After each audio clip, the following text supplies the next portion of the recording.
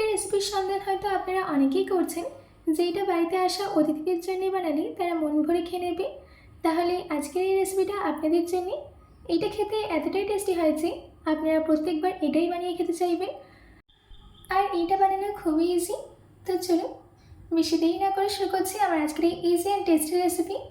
নমস্কার, আমি Pinu, cook with পিনুতে আপনাদের সবাইকে স্বাগত।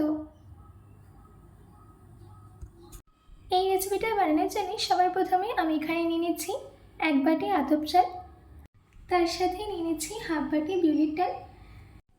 যে কাপ বা বাটিতে মেপে আপনারা চাল নেবেন, সেই একই বাটি বা কাপে মেপে অর্ধেক বিউলির ডাল দিয়ে দেবেন। এবার জল দিয়ে চাল আর বিউলির ডালটাকে ভালো করে ধুয়ে নিতে হবে।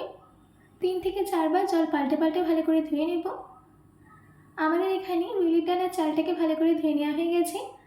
এবার জল দিয়ে এটাকে 4 ঘন্টার জন্য ভিজিয়ে রেখে দিতে হবে।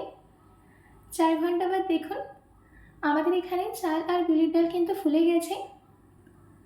এবার আমি এটাকে বেটে নেব। তার জন্যে আমি একটা গ্রাইন্ডিং জার নিয়ে তার মধ্যে এই চাল আর বিউলির ডাল দিয়ে দিচ্ছি। অল্প অল্প করে বেটে নিতে হবে। এবার অল্প জল দিয়ে এটার একটা স্মুথ পেস্ট রেডি করে নেব। দেখুন আমাদের এখানে পেস্টটা রেডি করে নেওয়া হয়ে গেছে। এবার আমি এটাকে একটা মিক্সিং বোলের মধ্যে ট্রান্সফার করে দিচ্ছি। আমাদের এখানে সব চাল ও বিউলির ডাল বেটে নেওয়া হয়ে গেছে। এবার আমি এর মধ্যে অ্যাড করে দিচ্ছি 1 চামচ নুন। নুনটা দেওয়ার পর ভালো করে মিশিয়ে দিতে হবে। ব্যাস, আমাদের ব্যাটার কিন্তু একদম রেডি। চামচটা দেখে হয়তো আপনারা বুঝতেই পারছেন যে আমি কিন্তু একদম পাতলা কনসিস্টেন্সি কিংবা মোটা কনসিস্টেন্সির ব্যাটার রেডি করিনি। এবার আমি এই ব্যাটারটাকে ঢাকা দিয়ে 35 মিনিটের জন্য রেস্ট রেখে দেবো। এবার আমি এদিকে নিয়েছি 200 গ্রাম ছোলার ডাল।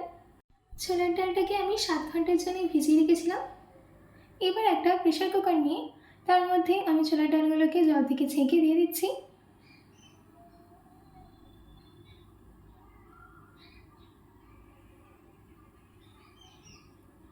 এবার আমি এর মধ্যে অ্যাড করে দিচ্ছি 2 কাপ জল, তার সাথে দিয়ে দিচ্ছি হাফ চামচ নুন। এবার প্রেসার কুকারের ঢাকনাটা দিয়ে 5টা সিটি আসা অবধি ওয়েট করব।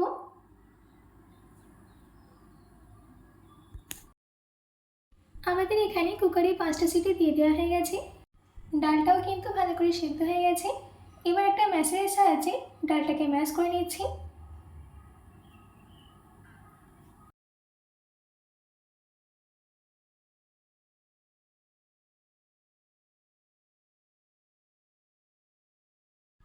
সম্পূর্ণ ডাল ভালো করে ম্যাশ করে নেওয়া হয়ে গেছে। এবার আমি এটাকে সাইড রেখে দিচ্ছি। এইদিকে কড়াইয়ের মধ্যে দিয়ে দিতে হবে 1 চামচ ঘি। ঘিটা সম্পূর্ণ গরম হয়ে গেলে দিয়ে দিচ্ছি 6 চামচ কোরানো নারকেল। নারকেলটাকে ঘিতে কিছুক্ষণের জন্য ভেজে নেব, যাতে নারকেলের কালারটা হালকা চেঞ্জ হয়ে যায়।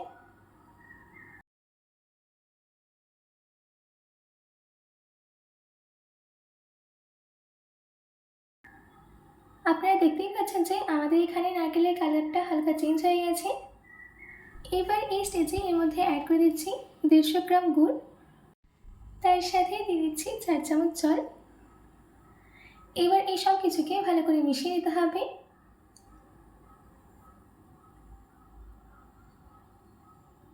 দেখুন আমাদের এখানে গুড়টা কিন্তু আস্তে আস্তে মেল্ট হচ্ছে।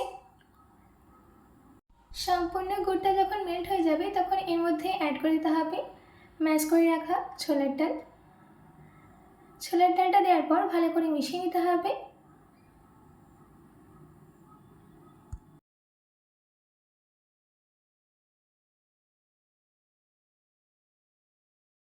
সব কিছুকে ভালো করে মিশিয়ে নেওয়া হয়ে গেছে।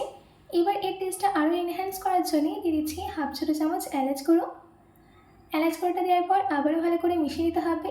আর ততক্ষণ রান্না করে নিতে হবে যতক্ষণ না এইটা কড়াই ছেড়ে চলে আসে। দেখুন আমাদের এখানে স্টাফিংটা কিন্তু একদমই কড়াইতে লেগে যাচ্ছে না, তার মানে আমাদের স্টাফিংটা একদম রেডি। এবার গ্যাসের ফ্লেমটাকে অফ করে দিই, এটাকে একটা বোলে ট্রান্সফার করে নেব।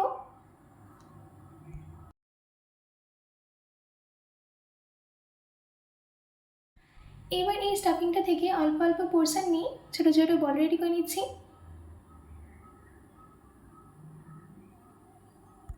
আমার বাড়িতে এই ডিশটা যতবার বানিয়েছি ততবারই এটা শেষ হয়ে গেছে, এতটাই টেস্টি হয় খেতে।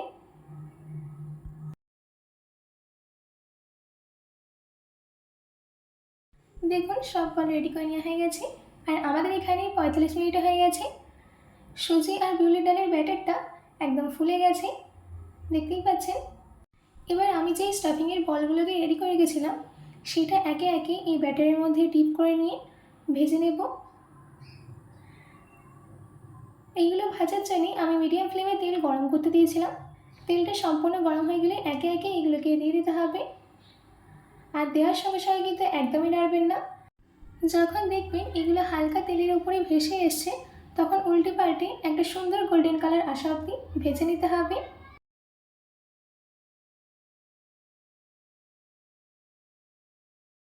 দেখুন আমাদের স্ন্যাক্সের মধ্যে একটা সুন্দর গোল্ডেন কালার কিন্তু চলে এসছে। এবার আমি এগুলোকে একে একে তেল থেকে তুলে নিয়ে একটা বলে নামিয়ে নিচ্ছি।